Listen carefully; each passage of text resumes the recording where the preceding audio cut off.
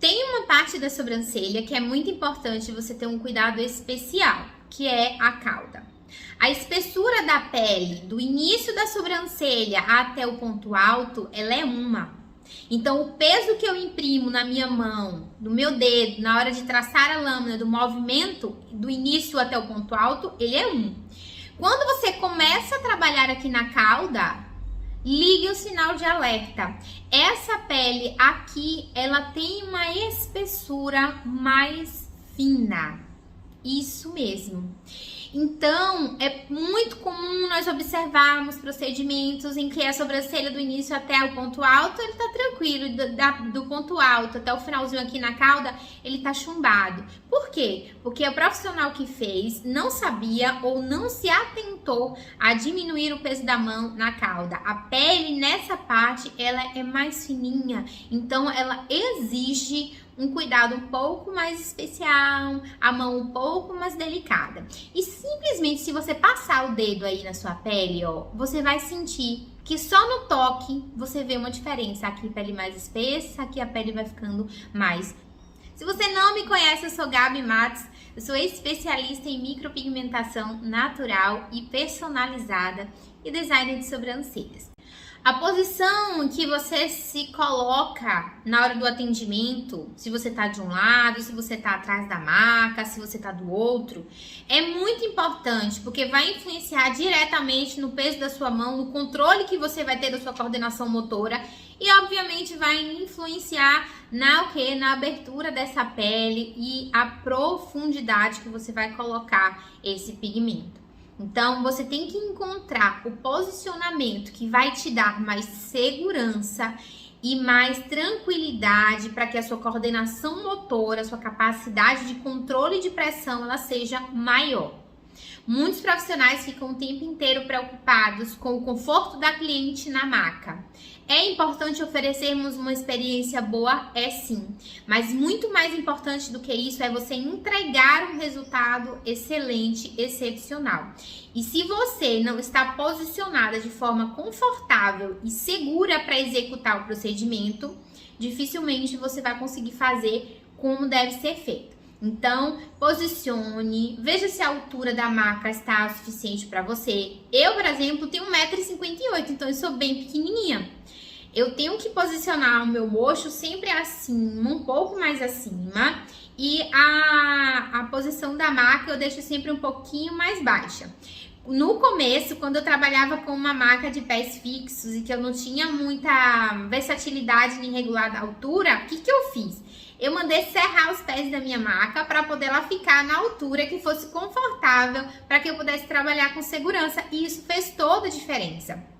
Porque imagina, se a cliente está alta demais para você, você vai ficar com o braço suspenso demais e não vai ter segurança, porque você vai ter que ficar controlando o peso do seu braço e ainda o peso da sua mão e o movimento todo aqui, tá? Então você tem que ficar de forma que os seus ombros, eles fiquem relaxados, até para você ter um conforto, né? No procedimento, afinal de contas, você vai ficar o dia inteiro ali trabalhando. E controle também para você se movimentar. Então, assim, eu particularmente, os fios de início aqui da sobrancelha, o primeiro fio, por exemplo, eu faço sem usar tinta nenhuma. Eu pego apenas a lâmina, faço os 3 pontinhos de esticamento, traço o primeiro fiozinho e observo a resposta dessa pele. Ali eu decido se aquele peso de mão, ele tá bom ou ele tá ruim. Então, se eu preciso colocar um pouquinho mais, se tá bom, se a pele já abriu ali com facilidade, se eu já consigo perceber a presença de gotículazinhos dos capilares, que é muito normal e esperado que aconteça. Então, nesse primeiro fiozinho, você pode fazer isso para você não errar. Principalmente se você está começando, quando a gente está começando, a gente tem uma insegurança que é muito normal, e a insegurança, ela é exatamente pela falta de experiência, a falta do conhecimento que a gente ainda não tem, mas que ele vai sendo construído à medida que você vai estudando e vai realizando os procedimentos. Então, a dica que eu tenho para deixar para você saber se está atingindo a camada errada e qual o peso da mão você deve colocar para cada cliente é: estique, faça os 3 pontinhos de esticamento, indicador, polegar, dedo mindinho, trace o primeiro fiozinho e olhe, observe para ver se essa pele abriu limpa, uniforme, e se você vê gotículazinhas de sanguinho ali, às vezes não sai na hora, mas quando você solta e dá uma apertadinha assim do lado, sobe aquele líquidozinho. Então ali você sabe que tá fazendo na profundidade certa. Se você viu que saiu um sangue imediato e importante na hora, é porque você aprofundou demais. E aí você sabe que os próximos você vai fazer com a mão um pouco mais levinha. Então você pode fazer esse teste com a pele. Obviamente, se você ainda está treinando, está no começo, não faça o fio de início de teste. Pegue um pouquinho mais afastado, mais no centro da sobrancelha e teste lá no centro da sobrancelha, porque se porventura você aprofundar e errar, vai ter pelos ali para cobrir, não vai fazer diferença no final, né? Vai ter como disfarçar. Então, faça isso, é uma super dica para você conseguir identificar se fez a camada certa ou não.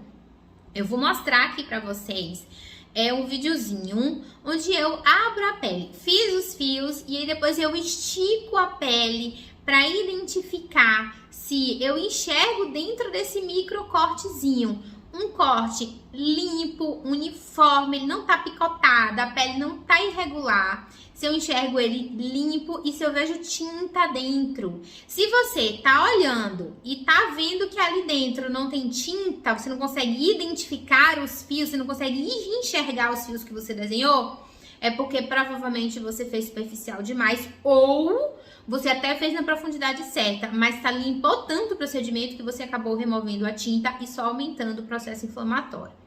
Então, mais uma vez, procura aqui, eu vou deixar link aqui na descrição do vídeo de uma outra aula onde eu falo sobre o processo inflamatório, que vai influenciar muito na fixação e na profundidade na hora de identificar. Então, observe no vídeo aí que eu vou passar agora para vocês como o corte tá limpo e eu consigo ver tinta dentro dessa pele.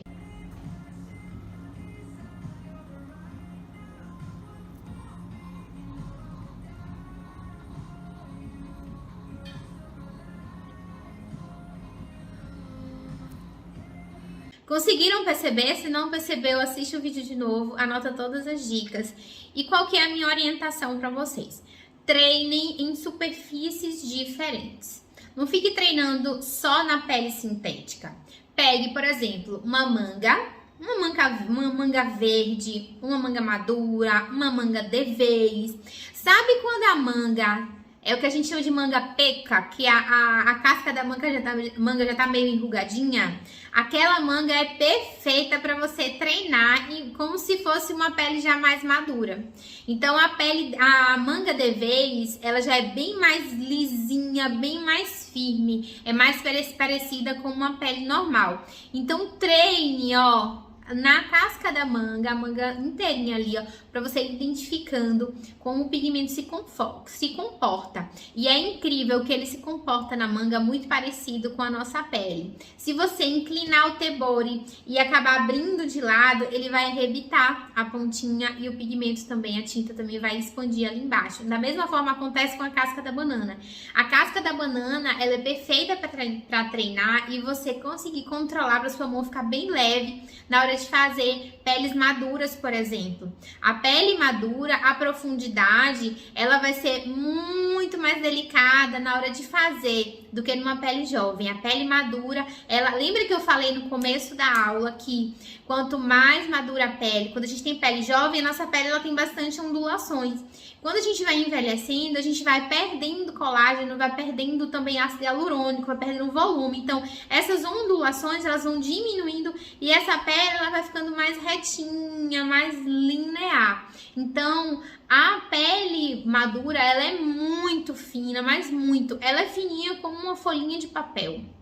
Então, a casca da banana, ela é muito boa. Se você errar ali qualquer deslize da mão na casca da banana, pegue para treinar que você vai perceber. Você vem, daqui a pouco afunda. E quando você afunda, que você está treinando com a tinta, que você bota a tinta lá para saturar e limpa, você vai ver que onde você aprofundou, a tinta ela espalha lá dentro. E isso acontece também na vida real. Então, treine em superfícies diferentes. Um limão, por exemplo, uma laranja, lembra muito aquelas peles muito oleosas. Peles oleosas, quando a gente vai fazer um fio a fio, O ideal é que a gente faça algum esfumadinho entre os fios e que a gente faça esses fios mais espaçadinhos também. E a profundidade dessa pele você vai observar do mesmo jeito. Lembrando que se for uma pele, quando até no toque você se sentir uma aspereza muito grande, é uma pele que você vai ter um pouco mais de dificuldade para fixação, porque o extrato córneo dela, a espessura da camada de células mortas, ela tá muito grossa.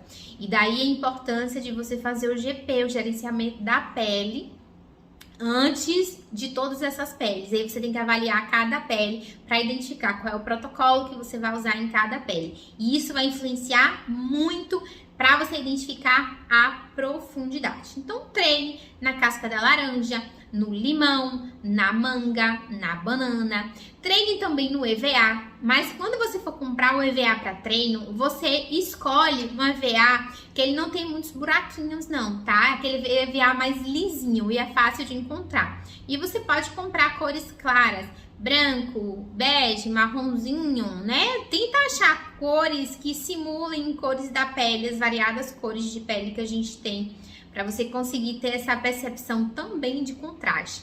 Na hora que você treinar, pegue o seu treino na pele sintética, vire ela, vá abrindo para você ver o tanto que você tá pesando a mão ali. A mesma coisa do EVA, suspenda, bota o dedinho assim por baixo e olha para ver o tanto que você tá abrindo, para você também perceber se no seu treino você tá oscilando muito o peso da sua mão ou se você tá conseguindo ser constante. Por quê? Se você conseguir ser constante no peso da mão ali, ó, e lembrando que na cauda você vai vir um pouco mais levinho, você vai ter mais facilidade na hora de identificar e vai perceber em toda a sobrancelha que você conseguiu atingir a camada certa. E não vai voltar com aquela sobrancelha chumbada, azulada, esverdeada. Não é isso que a gente quer, tá? Se você gostou dessa aula, deixa o seu like, se inscreva no canal e já compartilha esse vídeo.